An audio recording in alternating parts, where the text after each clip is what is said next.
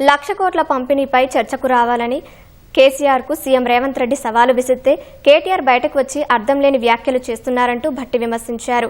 1,00,000 రుణమాఫీ విషయంలో కేసీఆర్ 2 సార్లు మోసం చేశారని, తొలిసారి రుణమాఫీ పూర్తి చేసేందుకు 5 ఏళ్ల సమయం తీసుకున్నారంటూ విమర్శించారు.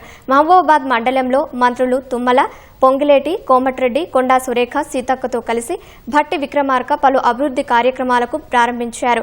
అనంతరం ఏర్పాటు చేసిన సభలో బీఆర్ఎస్ తీరుపై విమర్శలు గుప్పించారు.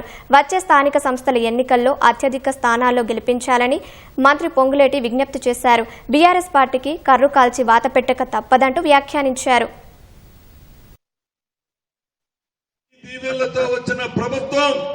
ఈ ప్రభుత్వ పరిపాలన చూసి ప్రతిరోజు కడుపు నిండా నింపుకొని ఉన్న విషయాన్ని కమ్ముతూ చిమ్ముతూ ఎలా మాట్లాడుతున్నారో మీకు తెలియంత కాదు.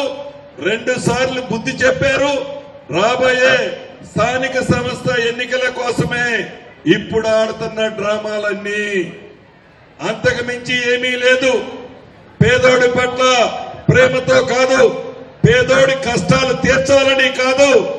ఈ స్థానిక సంస్థ ఎన్నికల్లో వాళ్ళ ఉనికి కోల్పోతే రెండోసారి పార్లమెంటులో ఎలా అయితే గుండు సున్నా వచ్చిందో ఈ స్థానిక సంస్థల్లో కూడా అదే పరిస్థితి ఉందని ఈనాడు రోడ్డెక్కి అసభ్య పదజాలాలతో పెద్దలని విమర్శిస్తున్నందుకు తప్పకుండా తెలంగాణ ప్రజలు 3ఓసారి కూడా ఎర్రటి కర్రు కాల్చి 3ఓసారి కూడా మళ్ళీ ఆ పెద్ద మనుషులకి వాత పెట్టడం తథ్యము అని ఇప్పుడే హైదరాబాద్ లో రంకెలేస్తున్నారు. ఆ రంకెలకి సమాధానం ఈ సభ. శాసనసభకి రండి, మీరు లెక్కలు తీసుకొని రండి, నేను లెక్కలు తీసుకొని వస్తాం. మనం చర్చిద్దాం, ప్రజలకు తెలియజెప్తాం. ఎవరిది కరెక్టో ఎవరిది అబద్ధమో శాసనసభలోనే తేల్చుకుందాం రండి అని అంటే ఆ సవాల్ని స్వీకరించాల్సిన కేసీఆర్ గారు స్వీకరించకుండా ఇంకో ఆయన బయలుదేరింది. నేను వస్తానని ఆ ప్రెస్ క్లబ్కి వచ్చింది. ముఖ్యమంత్రి గారు చెప్పింది ఏంది, మీకు అర్థమైంది ఏంది?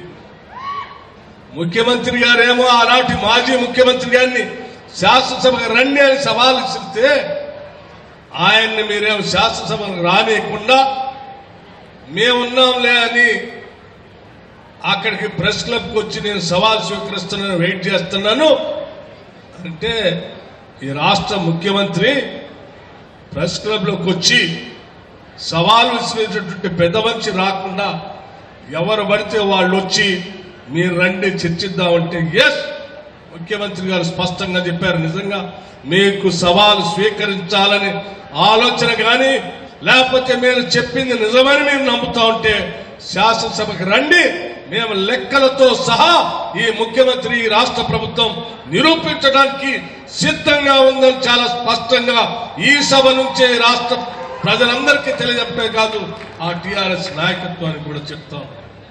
ఆయన మాట్లాడుతూ ఉన్నాడు. ఇప్పుడే నేను కొన్ని చూశాను.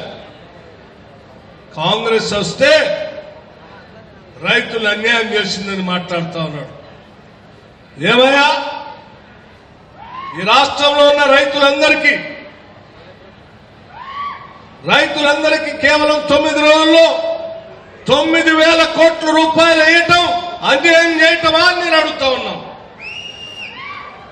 మీరు 1,00,000 రూపాయలు రుణమాఫీ చేస్తా అని మొదటి దఫా కానీ రెండో దఫా కానీ ఏమీ చేయకుండా ఎత్తేసి చేస్తే కూడా ఒకసారి 4 దఫాలుగా 25 వేస్తే మీరు వేసింది వడ్డీకే సరిపోయింది, అసలు తీరలేదు. ఆ 1,00,000 అట్లాగే ఉండిపోయింది.